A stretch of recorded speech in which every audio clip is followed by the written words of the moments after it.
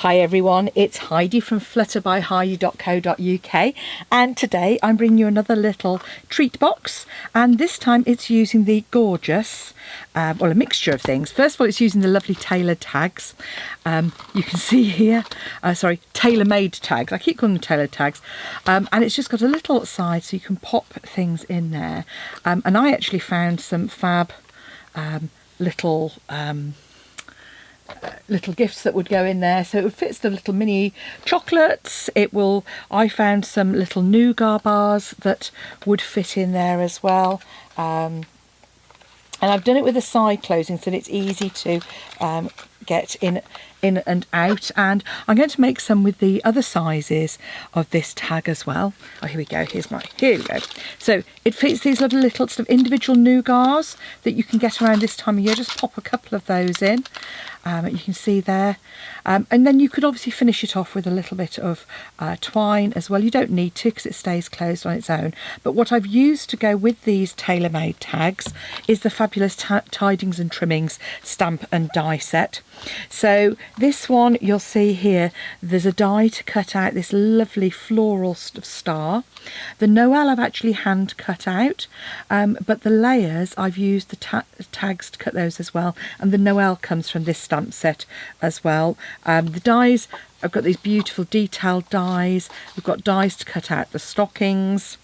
Fabulous paper that goes with it. It's all in the annual catalogue, and it's lovely evening evergreen, soft succulent, some cherry cobbler, misty moonlight and Sahara sand.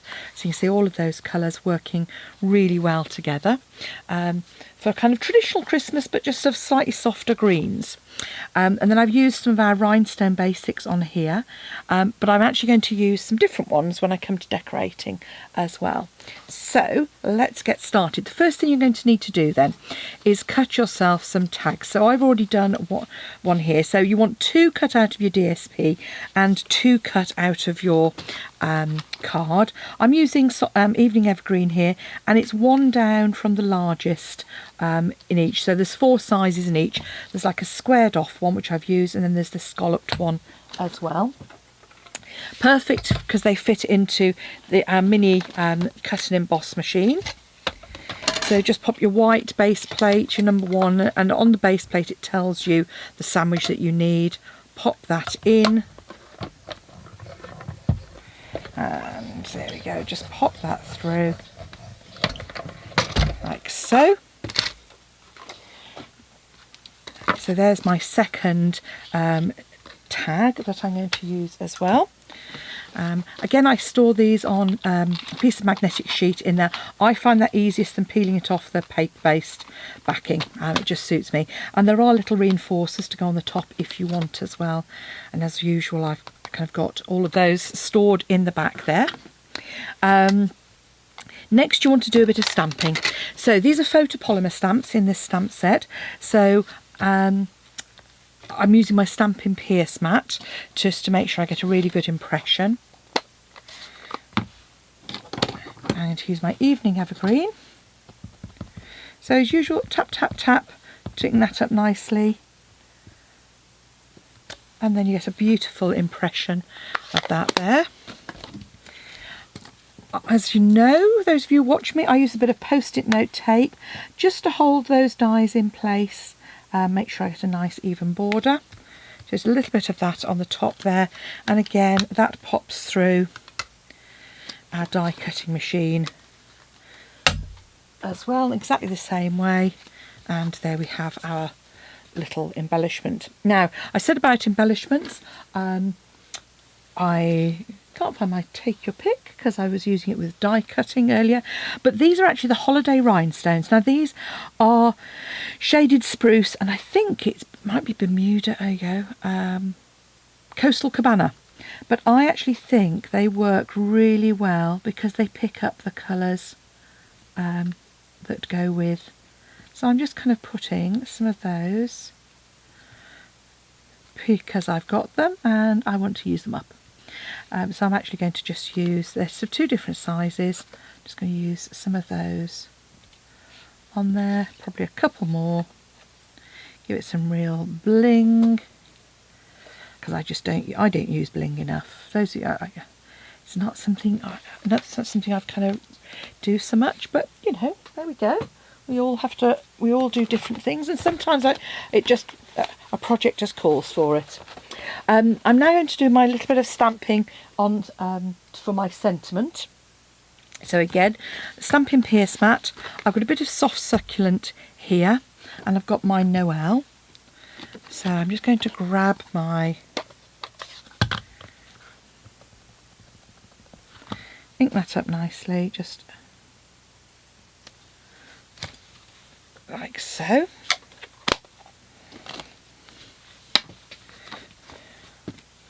And then what I usually do is kind of rough cut my piece before I come in and actually do my fussy cutting.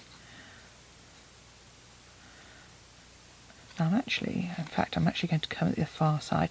So with these bigger pieces, more intricate ones, it's easier to kind of come in when the rest of it is still intact. So just need to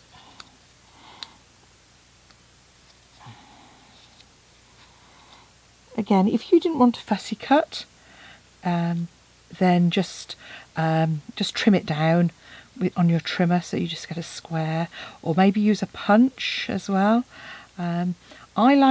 Sometimes I like to fussy cut because I just think it gives it a little bit more interest on the front there, and it doesn't, particularly on small projects, it doesn't take up so much kind of space and detract from the lovely DSP.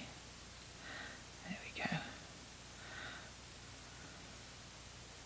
I know fussy cutting isn't for everyone, but sometimes it just works. So there we go. So there's my Noel, there's my little star. Okay, so now I've got my die cuts. What I'm going to do is I'm going to use the perforations on this and just come slightly inside those and just trim that off. So as you can see there, I'm just coming, hopefully you can see that, just to the inside of those dots. I'm not cutting down the perforations because that's going to leave a slightly jagged edge and doesn't leave as much of a border. There we go. And so once I've done that, just a little bit of glue on the back there. Just a little bit round, that's the fine edge as well. And again, I mean, on this one, I've popped it on the back as well. But again, if you're short on time, just do it on the front, you know. And obviously with that die cut hole at the top, that really helps you just align it. So that can sit to one side. So now we need to make our actual base, which she says. Okay, so we're going to need our trimmer. And we're going to need a piece of our soft succulent cardstock. So with the soft succulent, I want a piece that is, I've only done this in centimetres. I want a piece that's 14.8 by 13.8. So that's my 14.8 by 13.8. Like so. So this is my short edge. So while I've got that on that, move my cutting blade out of the way. I'm going to score at 3 centimetres. Just done that on the right hand side. Then 6.4, 9.4 and 12.8. And then on the long edge, for a moment I thought I'd gone wrong. But on the long edge, you're going to do it at, again, 3.4, 10.4 and 13.8. Gosh, it's one of those, that's the problem with a piece of card is just almost square. You start getting a bit twitchy about getting it right. So it will become clear. So I'll just use my bone folder here to reinforce those creases, score lines even.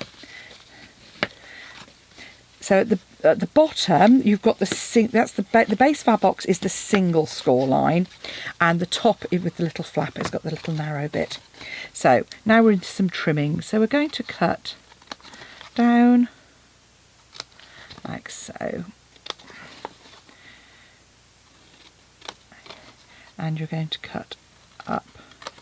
Now with this you'll see it goes, you've got a wider and a slightly narrower one. The narrower ones are the ones that we're going to keep whole. So these two bigger ones I'm just going to trim away. You don't have to be precise about this. At the bottom they will work fine, and if you want to, you can sort of edge, you can take a small wedge out of those as well, just like so. So that's the base of our box. Now the top of our box is where we're going to create our flap. So cut straight down. The next piece we're going to cut across, straight down again, cut the piece out,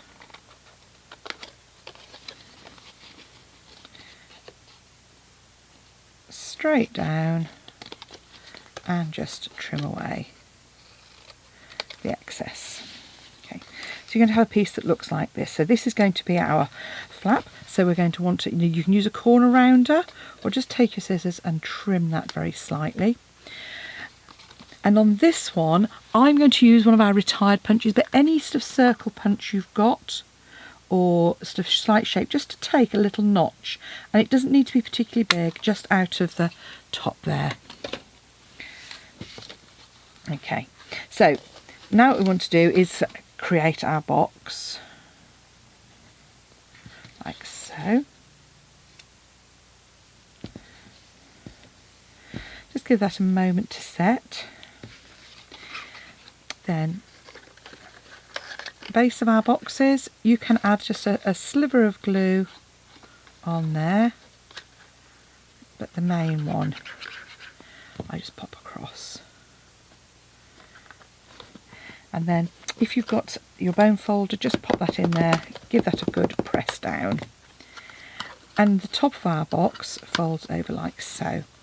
So there's our little box, and now all that remains is to decorate it, which is really easy to do, obviously, because what we've got is a panel for the front. So we put our glue onto our box rather than our tag. And you'll see that that just sits inside those perforations again. Again,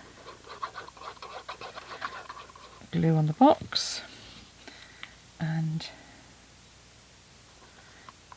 just make sure that's square inside the perforations, and then I tend to just put it upright. I'm going to use our mini dimensionals on these because they happen to be to hand. I'm putting them towards the centre because you'll see that it actually overhangs the box very slightly. And I mean, you can put it straight on. I put it at a jaunty angle, squiffy, whichever you prefer. I just think, there we go, like so. And then again, I'm just popping a couple of dimensionals onto those largest of sections, like so. And there's our little box, just ready for gifting.